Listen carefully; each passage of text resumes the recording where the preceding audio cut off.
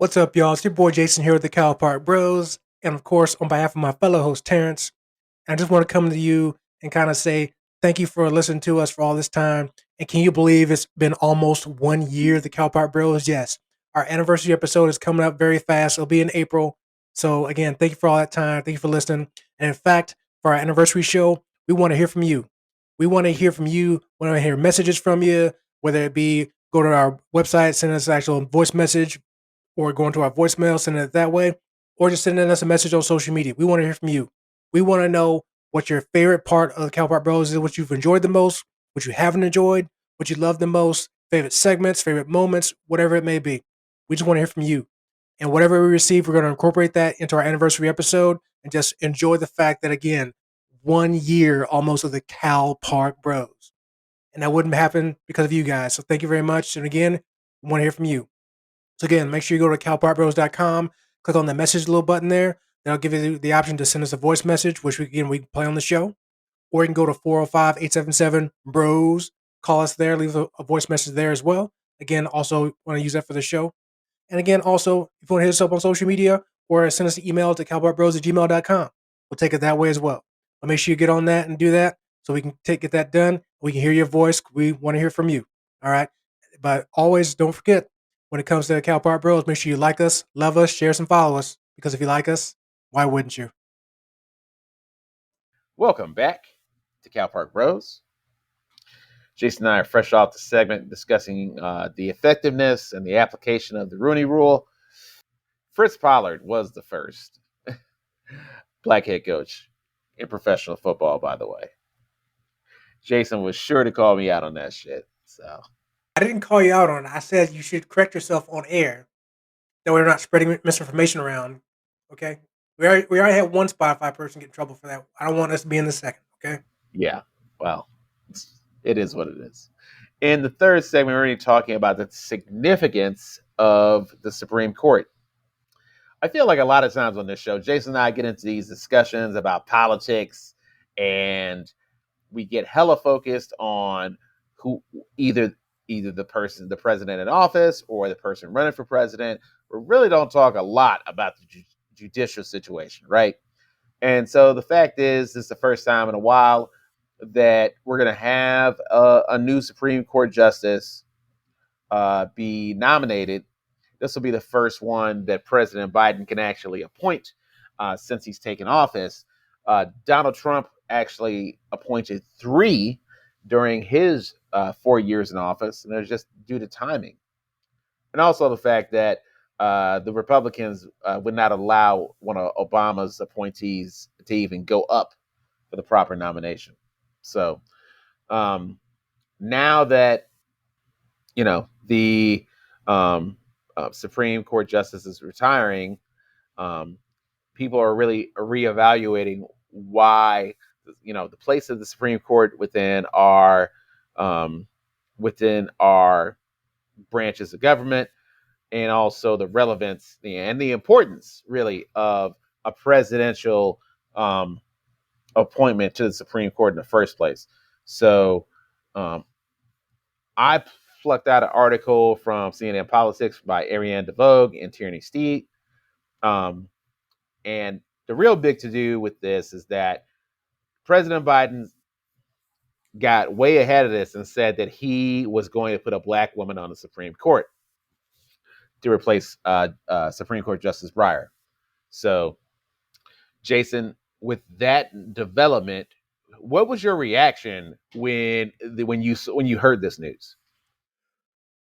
So I had the same reaction with him saying it more recently here in the last few weeks as I did when he said it when he was trying to run for the Democratic nomination in the 2020 election.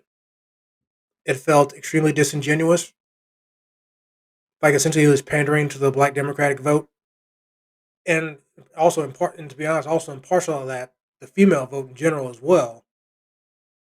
Because he was, cause I remember I don't think it was just them, but I remember him up there with Bernie Sanders talking about this.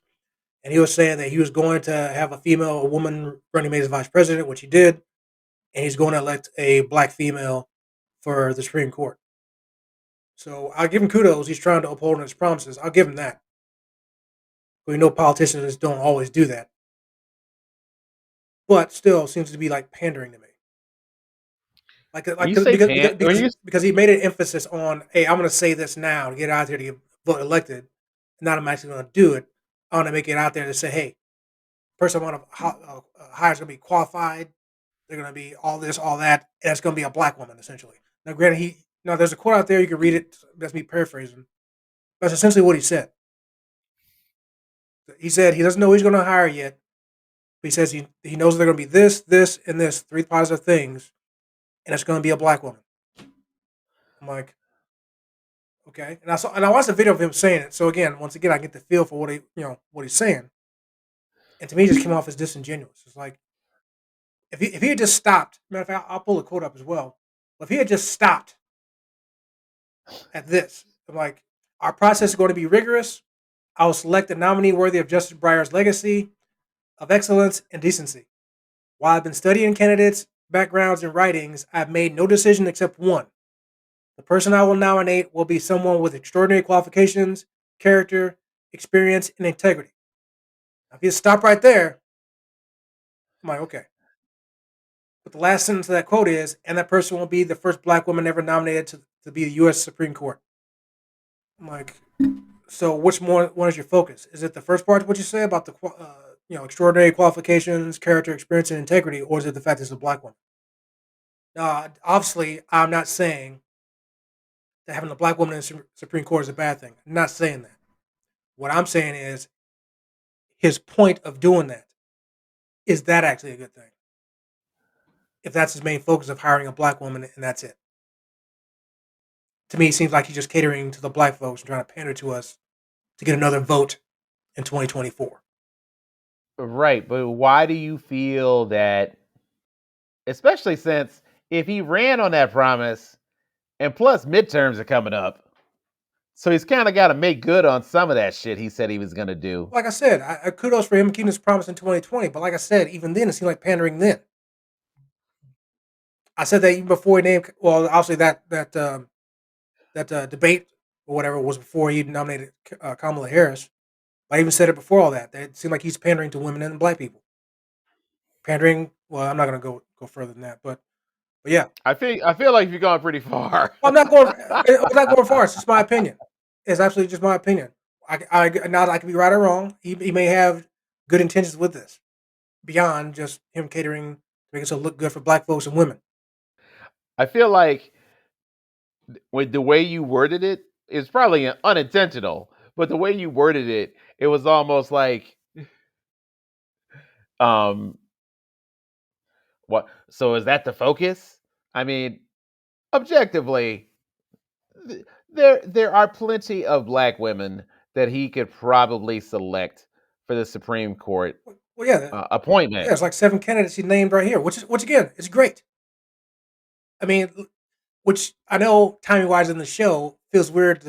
Not weird, but I guess to have my stance of this, given the conversation we had in segment 2. But I feel like since we're in the political realm, I feel like it's okay for me to question, someone if someone's being genuine or not. And as I've said before, in general about Joe Biden and other presidential nominees, i.e., Donald Trump, I question how genuine they are when it comes to anything they say, whether he actually does, well, obviously he's going to do this. So even if he does it, it's like, okay, great. Are you doing it because you want to do it or just because you're trying to get some votes? He's gonna do it because, um, if he's basically trying to implement the Rooney Rule for the Supreme Court. Great. A country's been around 200 fucking years and it's never had a black woman even nominated. You know, it's this is kind of like one of those things where we realize, oh wow, we're not as nearly progressive as a country as maybe we want to say we are. We haven't even had a woman fucking president yet. Well, I have my theories on that as well, but that's not the point of this topic, so I'm not going to go there. So I'm just bringing up the point that, of course, there are plenty of black women qualified to serve in the role.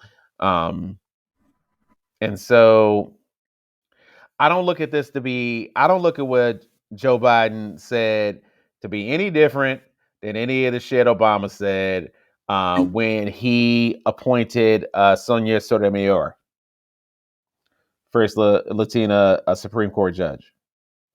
Um, so I feel like it's only pandering if you just break the shit out when you're running for office.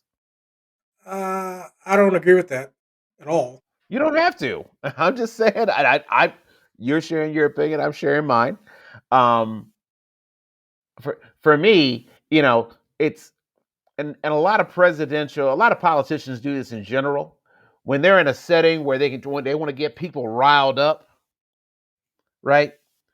Um, and they want to give the crowd red meat. To me, that's pandering. Um, when you just say some shit that you think people want to hear, to me that's pandering. Isn't that the whole point of being a politician, to say stuff people want to hear? Be, be, Sometimes you gotta say some shit people don't want to hear though. okay, that's true. Well, my whole point is, yeah, he said this in 2020, trying to get the nomination. It worked. Congratulations, he fooled us. But for him to still say it, yeah, he's keeping track on the promise. But keep in mind, he wants to get reelected again. So it's still going to be pandering, even though it's not in an election year. Now, if he were to do this in his second term, okay, great. Or I should say, do this again in his second term, great. I'm not saying he should wait to do this until his second term. No, I'm just saying if he were to do it again, okay, maybe he's not pandering. That's just what I'm saying. And I will say this: I might say the same thing if even if this was Obama doing the same thing too. Yeah, I'm gonna look at that as, especially with the Supreme Court. I think a lot of our banter and discussions are predicated on who's in the big chair, right? And within the executive branch. But rarely do we get into a more nuanced discussion about the other two branches of government, which are the legislative and the judicial. And so, the highest court in the land, you know, Joe Biden may be president for 4 years and he's going to have to call it a day. But whoever he nominates is going to serve for the next 30 fucking years. Plus, And so, ideally, this could be the biggest decision of his presidency. And thus far, he hasn't had really a lot of legislative wins. Build Back Better, not really getting the push that it needs to be successful to actually pass. The crazy amount of inflation. Of course, we know where things are with COVID. So he kind of needs a win. a public win. Agreed. Yeah, he needs a win. He needs a public win. You're right. But ultimately, it's going to be hell to pay not only for him and his party if number one, they don't put someone in front of the nominating in front of the committee, because there's going to be a hell of crazy questions they throw at this person, right? When they do the Senate hearings. So, and the president before him, Trump, nominated 3, and we're already seeing how having a more conservative bench is um, shaping some of the judicial impact in our country. So this is a big call, and he's got to get this one right. So I will say, and this is on the SupremeCourt.gov. I'll just say this here. Per the website, the court is charged with ensuring the American people the promise of equal justice under the law, and thereby also functions as guardian and interpreter of the Constitution. Keeping it on their function and their importance, absolutely. What I just said is absolutely important. They're upholding the Constitution from a just judicial standpoint. That is great, important, and it'll be great to have a female representation on there and minority representation, in particular Black representation. So, not knocking that in particular. That's fantastic. Hopefully, he can do. Hopefully, he can do that this month in February as part of Black History Month. That'll be fantastic. That way, whoever he nominates will forever be part of Black history. You know what I mean? So that would be fantastic. I just still look at it as him being very, you know, big and voicious about it. That's the part that I look at as pandering. And just for definition wise, pandering means to gratify or indulge. Okay, look it up. That's the definition there. When it comes to public wins, I guess what I was more referring to is wins in the view of the mass media. Because people can look up all the stuff that's happened since he's been president, stuff he's done. There's a meme floating around social media of all the stuff he's done in his year as president. Now, of course, it's up to the individuals to actually look those things up, see how much of a connection that actually are to Joe Biden. But when it comes to what people see on CNN every day, because unfortunately that's how people get their political news, you're correct. He doesn't get what? I'm just stripping off the unfortunate. That's where people get their news. I said their political news. Okay. So yeah. So that's what I'm saying. But based on the public media, he does need a win. Okay. And for for his pandering natures, this will still serve as a win at least for half of the population. So congrats on his win for that. His pandering worked twice now.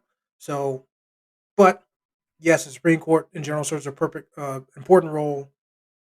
And again, based on our Rooney Rule conversation 7-2, at least from that aspect, is definitely a positive. I'll say that. Hear, hear. Well, that concludes our segment on why Supreme Courts matter. Coming up next, we'll wrap up the show.